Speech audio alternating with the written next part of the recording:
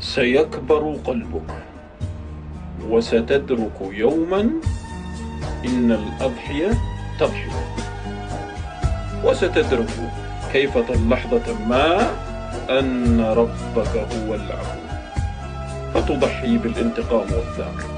أتعلم هذا؟ ستضحي بالانتقام والثأر.